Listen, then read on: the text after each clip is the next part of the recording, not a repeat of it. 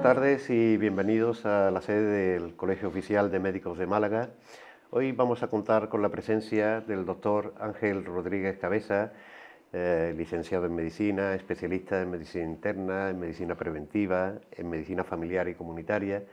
Y contamos con su presencia porque, además de compaginar su labor asistencial con la docente en la Facultad de Medicina, es autor y coautor de varios ensayos y libros, y uno de ellos, El dolor de Cristo, es especialmente significativo en estos momentos en los que hemos dejado recientemente atrás la Semana Santa de Málaga, porque consiste en parte en un estudio tanto científico como médico de los padecimientos y sufrimientos de Jesús de Nazaret. Yo quería empezar, bienvenido doctor, gracias por acompañarnos en este acto cultural. Yo quería empezar, doctor, por preguntarle cómo se puede hacer una historia clínica creíble y detallada de Jesús de Nazaret. Bueno, pues verás, como todos los médicos sabemos, cuando vemos a un enfermo y tratamos de hacer su historia clínica, lo primero es la anamnesis. El enfermo nos tiene que contar lo que le pasa, ¿no? En personajes que ya no existen desde el punto de vista humano, ¿no? En este caso, pues que se sepa, Jesús nunca escribió, ¿no? O sea, lo que nos cuenta el enfermo en personajes que no existe, lo buscamos en los libros que él nos ha escrito o que otros han escrito de él, ¿no? Y en este caso, lamentablemente, Jesús, que se sepa, no escribió nunca, ¿no? Sí escribieron otros, Leví era el único que se sabe que sabía escribir, pero contamos con bibliografía enorme quizá como con ningún otro personaje de su época, incluso con bibliografía cristiana como son los evangelios, los hechos de los apóstoles y bibliografía no cristiana. Muchos historiadores escribieron de Jesús, tanto en aquella época como en épocas posteriores. O sea, eso lo tenemos resuelto, ¿no? Y a partir de ahí, pues hacemos la historia clínica de él, las lesiones que sufrió, etc. Es verdad, doctor, que una historia clínica detallada debe comenzar, como todos los médicos sabemos, por una buena anamnesis y que no se podía interrogar en este caso al personaje. Pero dentro de todos esos archivos documentales, ¿hay algunos que a usted le inspiren más credibilidad que otros? Bueno, hombre, lógicamente desde el punto de vista cristiano también, porque aunque este sea un libro que va dirigido a cristianos y no cristianos, pero vamos, nunca puedes desvestirte de tu hábito de cristiano que lo has vivido desde siempre, ¿no? O sea, los hechos de los apóstoles, tanto los sinópticos como los otros, quiero decir, los evangelios de Marcos, Mateo, Lucas, Juan. Yo doy mucha importancia al de Lucas, porque además Lucas fue médico, ¿no? Y ese hay que tenerlo en cuenta. Los hechos de los apóstoles, que también es de Lucas, luego la fuente Q, que podemos decir el quinto evangelio, algunos apócrifos, sobre todo el de San Pedro, y luego documentación, digamos, fuera del cristianismo, tanto del siglo I como Tácito, Flavio Josefo, y después Suetonio, Plinio el Joven y otros muchos que hay allí. Los manuales de los manuscritos del Mal Muerto nos dan mucha información también. O sea, tenemos suficiente información como para poder hacer una historia y una historia clínica de Jesús. Permítame, Ángel, que introduzcamos este padecimiento, sufrimiento de Jesús por apartados, por parcelas. ¿Cree usted que podríamos empezar señalando estos padecimientos cuando Jesús termina la última cena con sus discípulos y se marcha a orar al huerto de Getsemaní? ¿En qué situación clínica, física, emocional estaba este? Bueno, para mí el huerto de Getsemaní es uno de los traumatismos psicológicos más importantes de la pasión. Es donde Jesús, pues, tiene la sensación de soledad en dos momentos importantes de la pasión. En el monte de Getsemaní, donde los discípulos le abandonan, y ¿no? Es el momento de soledad, que otro llamamos soledumbre, y luego cuando está crucificado. De tal manera es así que pasa por etapas muy importantes con traumas psicológicos en ese momento, ¿eh? Y tanto es así que hay un hecho médico que quizás los médicos no lo hemos visto nunca, y es que sudó sangre, nos lo relatan los evangelios, la hidratidosis, ¿no? Yo eso no lo he visto en mi ejercicio profesional, he preguntado a los colegas, nunca lo han visto, pero en situaciones de estrés importante, como es, por ejemplo, el bombardeo nazi sobre Londres, allí sí se vieron bastantes casos de sudar sangre, hematidrosis, ¿no? Yo creo que ese es el momento psicológico más importante de Jesús, donde él sintió miedo. Es donde Jesús se desnuda ya del hábito de su divinidad. Bueno, en este caso la divinidad se la tenemos que dejar a los teólogos y nosotros, los médicos, solamente es hablar de Jesús como hombre, ¿no? Pero él se desvela allí de todo y es cuando allí, no es que siente miedo, siente pavor, verdadero pavor para llegar a sudar sangre, ¿no? Yo creo que es el momento más importante, sí, el de Getsemaní. ¿Ansiedad, depresión quizás también o no? Bueno, es un acceso sobre todo de ansiedad, ¿no? De ansiedad con miedo, así lo podríamos definir, sí. Sí, sí. Jesús termina de orar con su padre y es prendido y llevado a interrogatorio tanto con los personajes relevantes judíos como el gobernador romano. Y en ese interrogatorio es flagelado, es atado a una columna o a un pilar. ¿Qué es un flagelo, Ángel? ¿Qué daño puede hacer o qué le hizo a Jesús de Nazaret? Sí, pero antes de la flagelación está en el interrogatorio, porque en el interrogatorio los evangelios le dicen que recibió una bofetada, ¿no? Pero hay algo que al redactar esta historia clínica no lo debemos olvidar, que es la sábana santa. La sábana santa, aunque digamos, ciertamente no esté reconocida al 100% por la Iglesia, pero casi sí, ¿no? Está en Turín, venerada, etcétera, ¿no? Y bueno, hay unos estudios que son casi con certeza, nos dicen que allí fue donde estuvo Jesús muerto. Y entonces las imágenes de la sábana santa nos revelan mucho en este sentido, al hacer la historia clínica de Jesús. Y la sábana santa nos revela que no solamente fue una bofetada lo que les recibió en el interrogatorio, fue una paliza, un bastonazo al menos, porque se nos revela en la sábana santa y en unas imágenes que se hacen tridimensionales también. En la conferencia del otro día se mostraron, pues aparece el pómulo derecho muy levantado con un hematoma, que se ve claramente. Pero claro, donde de verdad él recibe un trauma importante fue en la flagelación. La flagelación fue una cosa cruel, ¿no? Quizá era algo previo a la crucifixión en algunos condenados, ¿no? Y ahí también la sábana santa nos dice mucho. Nos dice, por ejemplo, que estuvo atado a una columna baja, ¿no? En el libro que yo hice con nuestro querido amigo Porta, que él hizo el estudio mental, el sufrimiento mental de Cristo, yo hice el sufrimiento orgánico. Bueno, pues en ese libro se revela que la columna fue baja, se conserva la columna, se le desnuda, se conserva la túnica también. Y entonces la sábana santa nos dice incluso cómo fueron los dos lictores, los dos romanos que les flagelaban. Tenían distinta estatura, muy distinta estatura, porque los latigazos que aparecen en la sábana santa no son paralelos, y hasta el número de latigazos. El flagelo era pues un mango, tenían un laguidillo, que había una esfera seguramente de acero, ¿no? Podrían ser 2 o 3, nos revelan, me parece, son 120 señales, lo que indica que recibió 60 latigazos con un flagelo de 2 latiguillos, ¿no? Hay un estudio también de Parancio Carvajal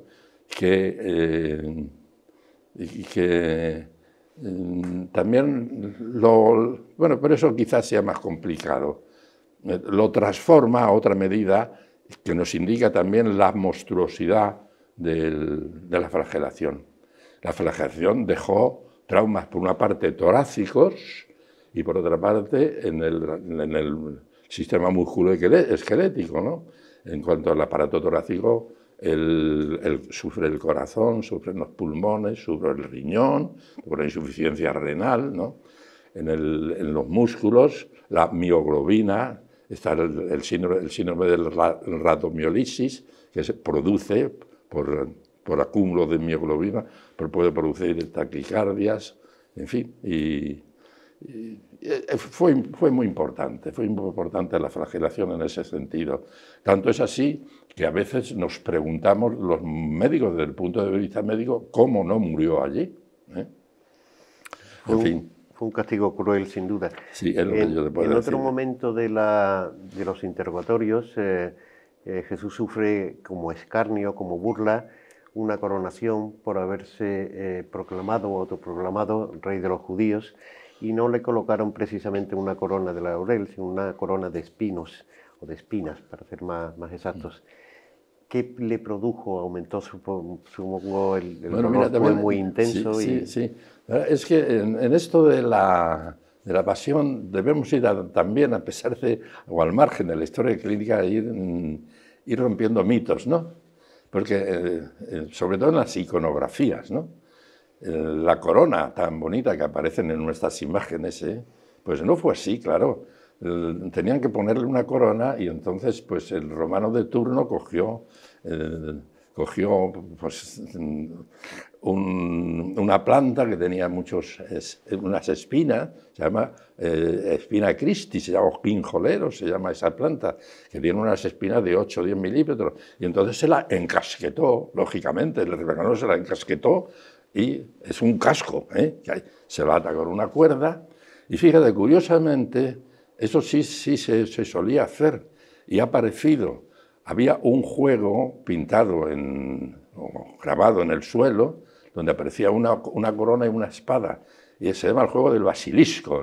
Aquellos romanos con una taba jugaban, tiraban la taba, y si caía en la corona, pues tenían que darle, por ejemplo, 8 cañazos, una caña sobre la corona, con lo cual la corona se clavaba, aquellas espinas se clavaban, llevaba hasta el periósteo, lesionaba los nervios periféricos que tenemos desde la frente hasta el occipital. Si caía la taba en la espada, pues le daban menos. Así fue cuando se martirizó a Jesús. Y aquello, claro, sobre las lesiones que ya hemos comentado antes, de la flagelación con el traumatismo pulmonar, renal, cardíaco, tengo taquicardias, etcétera, pues ya lo que produce es una hemorragia con lesiones importantes, ¿no? Que produce hipoxia y una acidosis metabólica, y también empieza a tener hipovolemia, y acabando esto en una insuficiencia renal. Después ya veremos por qué las causas de la muerte, ¿no? Un castigo cruel, sin duda, porque además creo que esa coronación de espinas era un castigo que no se utilizaba en aquellos tiempos, que se hizo prácticamente solo con Cristo. ¿Es así? Sí, exacto. La coronación fue una cosa excepcional. La flagelación, sí, la flagelación era un castigo previo a algunas crucifixiones. Y todo desde el punto de vista romano, porque los judíos no la contemplaban, la crucifixión, contemplaban la lapidación, el degüello y algunas otras barbaridades. Pero no, la crucifixión la inventaron los cartagineses, pero la aplicaron los romanos. Tanto es así que, bueno, igual me adelanto, Jesús no llevó la cruz a cuesta, pero eso sería otra pregunta. Pero la coronación es lo que te he dicho, ¿no? Ángel, me habías comentado en algún momento que Jesús no portó la cruz, y muchos relatos dicen que sí, aunque fuera ayudado. Una vez conocida la sentencia, Jesús es conducido cargando no con la cruz, ahora no lo aclaras, al monte Calvario. Cuéntanos ese episodio, ese Vía Crucis. Sí, mira, quizás sea ese otro de los mitos que hay que romper. Jesús, eso es seguro, vamos, que seguro, nada es seguro, ¿no? Una probabilidad alta, no portó la cruz, porque no la llevaban ninguno, ¿no? La cruz se compone de 2 palos, uno vertical, que es el stipes, y otro horizontal, que es el patibulum. El stipes estaba siempre plantado, porque había muchos plantados en el sitio donde los crucificaban, en este caso en el Gólgota, ¿no? Entonces Jesús lo que porta sobre los hombros desde la fortanela Antonia, que es algo que la fortaleza que hace Herodes, ¿no?, hasta el Gólgota, 550 metros aproximadamente, es el patíbulo, el palo horizontal, que pesa mucho, pesa uno, no sé, pesa bastante, y una de 3,5 de distancia, unos 3 metros, una cosa así. Y lo porta con los brazos horizontales, quizá atados al patíbulo, no se sabe, o sujeto, de tal manera que él, después del dramatismo importantísimo de la flagelación, de la coronación, del interrogatorio, tropieza, no 3 veces, tropieza 32, dice San Pedro en el Evangelio apócrifo, ¿no? El Evangelio de San Pedro habla de 32, bueno, las que fueran.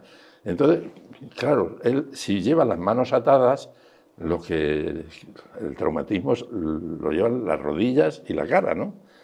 Bien, todas esas lesiones aparecen después en la Sábana Santa. Quizá algún día hagamos un programa de la Sábana Santa porque tiene mucha importancia. Entonces, y así llega al Gólgota, a pesar de que en el camino le ayude el Cireneo, ¿no? O la Verónica no aparece en ningún sitio. Verónica es el desdoblamiento semántico de 2 palabras, veroica, verdadera imagen es lo que quiere decir. Bien, pues así es como llega al Monte Gólgota, ¿no? Pero no llevando la cruz. Como otro de los iconos que hay que romper es que Jesús el pelo, quizá, en un porcentaje muy alto, no lo llevaba con una melena. Los judíos no lo llevaban así, lo llevan cogido atrás con una gruesa coleta. Por eso en la Sábana Santa también, vuelvo otra vez, en las imágenes de la flagelación, por ahí aparecen imágenes de los flagelos, menos justo en el sitio donde aparece la coleta. No le flagelaron en 2 sitios. En ese sitio, porque lo impedía la gruesísima coleta que llevaba, y en otro sitio donde no le flagelas, en la zona precordial, porque los lictores eran muy listos y sabían que allí sí podía morir si los golpes iban hacia esa zona, ¿no? Y así llega al Gólgota, ¿eh? Llega al Gólgota y es crucificado. ¿Cuántos clavos? Porque también hay varias teorías sobre eso, 2, 3... Bueno, esto nunca nos ponemos de acuerdo, ¿no? Bueno, no, fueron 3 seguro. Lo que no nos ponemos de acuerdo es dónde entraron lo de las manos, ¿eh? Entran por las palmas, entran por la muñeca, entran por el carpo, no nos ponemos ahí de acuerdo. Quizá por la muñeca hay unos estudios de Palacios Carvajal muy importantes, donde parece ser que lo asegura, ¿no? Entonces ahí entran pues lesionando un nervio muy importante, que es el nervio mediano, y hay un ligamento anular, que hace que la mano aguante el peso. Mira, hay un estudio matemático muy importante y ahora estamos encargando otro que nos diga qué peso tendría que soportar en cada brazo de estar sujeto por las manos y si era capaz de soportar eso. La fórmula matemática ahora no me la sé, ¿no? Pero Jesucristo, que pesaba 80 kilos, aplicando esa fórmula, cada brazo tendría que soportar 95 kilos de peso. ¿Vale? Tienes que tener en cuenta que los clavos de las manos, pueden entrar por las palmas de la mano o pueden entrar por la muñeca. Bueno, si entran por la muñeca, entonces se ajusta muy bien a la imagen de la Sábana Santa, porque al lesionar el nervio mediano, los 4 dedos, el segundo, tercero y cuarto se flexionan, y el pulgar se flexiona, pero no oponiéndose a ellos, sino que se esconde. Tanto es así que en la imagen de la Sábana Santa, cuando la mano izquierda aparece sobre la derecha, ves 4 dedos. Nunca ves el dedo pulgar, nunca. Se han flexionado los 4 y así los ves, ¿no? Entonces, y eso ocurre cuando se excita la parte sensitiva del nervio mediano. Y eso puede ocurrir cuando el clavo entra por la muñeca, no cuando entra por la palma de la mano, ¿eh? O sea que la idea ahora parece ser que lo de la palma de la mano puede ser, y tiene más probabilidades que sea por la muñeca. Pero bueno, lo dejamos porque hay opiniones para todos los gustos. Lo que sí es cierto es que los pies se clavaron con un solo clavo y un pie sobre el otro, ¿eh? Y además está demostrado que se clavó el izquierdo sobre el derecho, no al revés. Te lo explico. Verás, ¿por qué esto es así? porque en la sábana santa se ven las dos imágenes de los talones, y el talón derecho está como si la pierna entera, el miembro inferior derecho, estuviera extendido. Está a diferente altura. El talón izquierdo está mucho más arriba, bastante más arriba que el derecho, indicando que en el momento en que le descienden y lo van a darle sepultura, no se puede estirar la pierna izquierda porque ya existe el rigor mortis y la rigidez cadavérica. Y eso es bastante importante y eso se comprende. Verás, nosotros que como médicos, seguramente tú y yo y todos hemos asistido a muchos fallecimientos, pues vemos como la rigidez cadavérica no aparece de inmediato en un enfermo que ha estado en la cama durante semanas o meses, sino que aparece al cabo de horas, poco a poco, ¿no? Va apareciendo. Pero en el caso de Jesús no fue así. En el caso de Jesús, en el momento en que van por la sábana para taparlo y bajarlo de la cruz, en ese momento ya está rígido, ya existe la rigidez cadavérica. ¿Y por qué existe la rigidez cadavérica? Verás, porque el glucógeno, por el trabajo tan enorme que ha tenido, pasivo y activo, ha desaparecido. Y al desaparecer el glucógeno, desaparece el ATP. Y el ATP es el que se encarga de la formación y el funcionamiento de la actina, que es la que hace que se relajen las fibras musculares y puedan tener su funcionamiento. Quiere decir que en ausencia de glucógeno y en ausencia de ATP consiguiente a la ausencia de glucógeno, existe rigidez cadavérica de inmediato. No sé si te lo he explicado bien. Muy bien, seguro que muy interesante además. Ángel, crucificado, agónico, ¿cuánto dura esa agonía más o menos, si hay algún cálculo aproximado? Pues parece ser que dura unas horas, ¿no? Y hombre, él muere de un shock traumático, ¿no? Pero de un shock primero hipovolémico, y después de un shock neurogénico, ¿no? De un shock hipovolémico donde van descendiendo pues todas las constantes, se afecta por una parte el riñón, por otra parte el corazón, pero donde la verdadera agonía sucede es digamos, en la intensidad que él tiene en el trabajo, que pone él para poder respirar. Tú imagínate el que está clavado en la cruz, no está apoyado. Hay algunos cristos, que son los cristos de los 4 clavos, donde hay una especie de descansillo para poner los pies. Eso se llama el subpedaneum. Eso aparece en un cuadro de Velázquez, por ejemplo, ¿no? Y están los pies puestos por separado, ¿no? Ni eso siquiera tuvo, aunque eso tampoco servía para nada, porque eso era para alargar la agonía. Bueno, pues la agonía sucede por el trabajo que él hace para poder respirar. Para poder hacer la expiración, él se apoya en los pies, pero vamos, no se apoya en los pies, se apoya en el clavo que atraviesa los pies, ¿no? Entonces flexiona las rodillas, separa el cuerpo y entonces bajan los brazos un poco. Al bajar todo el cuerpo, bajan los brazos. Hace una expiración, pero al bajar los brazos, ¿qué ocurre?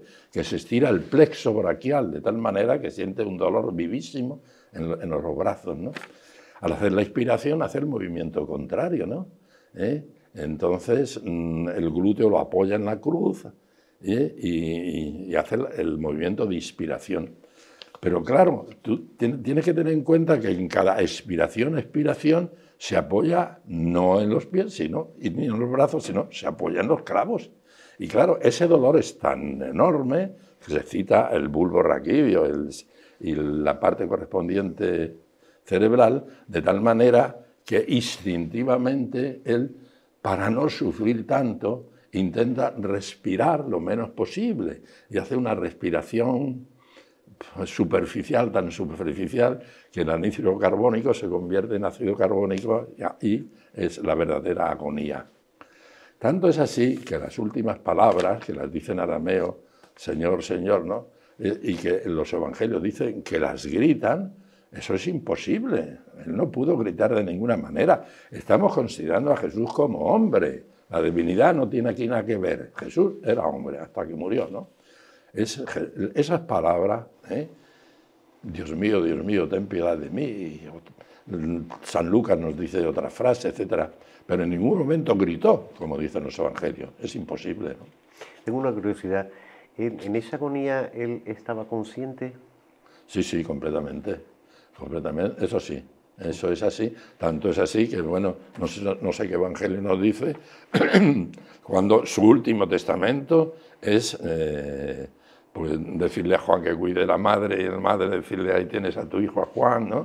Eso sí, nos lo dicen los evangelios, eso lo tiene que decir un hombre consciente completamente, sí. ¿Podría resumirnos, Ángel, cuáles fueron entonces las principales causas de muerte? Nos ha significado algunas, pero ¿podría resumirnos al menos cronológicamente? Bueno, la causa de la muerte fue un shock traumático, muere de un shock hipovolémico. Si nosotros tuviéramos que hacer un certificado de función, yo hace mucho que no hago un certificado de función, pero podría haber una causa fundamental y una causa inmediata, ¿no? Así es. Pues en causa fundamental podríamos decir, en este caso, si certificado de función, podríamos poner shock traumático, traumatológico, shock traumático. Y causa inmediata, asfixia, es lo que podríamos poner. Un shock hipovolémico, con su factor renal, una enfermedad renal, factor cardiológico y factor pulmonar, pero en realidad lo que le lleva a la muerte es la asfixia. El no poder respirar, el tener que apoyarse en los cabos para poder respirar, eso era imposible. Quiero concluir con su conducción, como ya nos ha comentado antes, a la sepultura, su sudario, su sábana santa, el sudario de Turín, que veo que le apasiona el tema también, y ese sudario que, como nos decía, pues para unos puede ser real, para otros no, coincide con la época, pero sí que están casi todos de acuerdo en que corresponde a un hombre crucificado, que tapó o cubría a un hombre crucificado. Y eso nos da mucha información que nos ha ido también desmenuzando, pero me gustaría que también nos hiciera un resumen de qué marcas fundamentales refleja esa sábana santa. La sábana, es que lo refleja todo. La sábana santa, mira, yo, hombre, tengo el honor también de pertenecer al Centro Español de Sindonología. Síndone es sábana santa, ¿no? Sí. Que se dedica solamente a ese estudio, ¿no? Es que nos refleja toda la pasión. Nos refleja cómo los enterraban con una sábana que ocupaba el dorso, y daba la vuelta y ocupaba la parte ventral del cadáver. Ahí se ve muy bien. Refleja toda la pasión desde la flagelación, desde la bofetada, aquella bofetada en el interrogatorio de Anás, Caifás y aquella gente, desde la flagelación aparecen todas las imágenes. Mira, tal es así que hay un estudioso, Miñarro, gran escultor, que ha hecho, si alguna vez podéis tener ocasión visitarlo en Córdoba, el Cristo de los Estudiantes de Córdoba. Bueno, es el único Cristo, ahora creo que ha aparecido, el único Cristo que se hace reflejando todas y cada una de las lesiones que aparecen en la sábana santa. Las lesiones de la sábana santa están reflejadas en ese crucificado, el Cristo de los Estudiantes. Bueno, entonces ahí se ve todo, ¿no? Los Cristos que nosotros vemos, claro, nos mueve la pasión, ¿no? Pero son Cristos como que están maquillados, ¿no? Es imposible que a una persona que le pase lo que le pasó a Jesucristo no tenga ni una señal o pocas, ¿no? Pero bueno, así es la cosa, ¿no? Y yo creo que la sábana santa refleja fielmente todo. Bueno, ha habido estudios contradictorios, el carbono 14. El carbono 14 ya está desechado científicamente por todo el mundo. La sábana santa, que desde el año 33, desde Jerusalén, después tiene un largo recorrido, acaba en Chambéry, en Francia, donde ocurre un incendio las monjas las remiendan por la periferia, tanto es así que las lesiones de los brazos no aparecen porque son en la zona quemada, ¿no? Y allí fue donde tomaron las muestras para hacer el carbono 14. Bueno, está desechado del carbono 14, que decía que sería del año 1400 y pico, eso no es así. Está claramente demostrado que es del siglo I, ¿no? Y bueno, y después en Turín también tiene otro amago de incendio, en fin, y es donde, vamos a ver, la Iglesia no lo certifica al 100%, pero bueno, por lo menos la venera, hace ostensiones, allí va el Papa, ¿no? Y para los estudiosos del Centro Español de Sindonología, pues tiene mucha importancia y mucha veracidad, ¿no? Pues nos despedimos, Ángel, dándote las gracias por haber reflejado muchas de las cosas que aparecen en tu libro, de que eres coautor con añorado José María Porta y que recomendamos vivamente. Ha sido un rato muy agradable de charla y espero que haya entretenido a todos nuestros televidentes, a todos nuestros compañeros médicos, y darte las gracias por tu presencia. Vale, muchas gracias.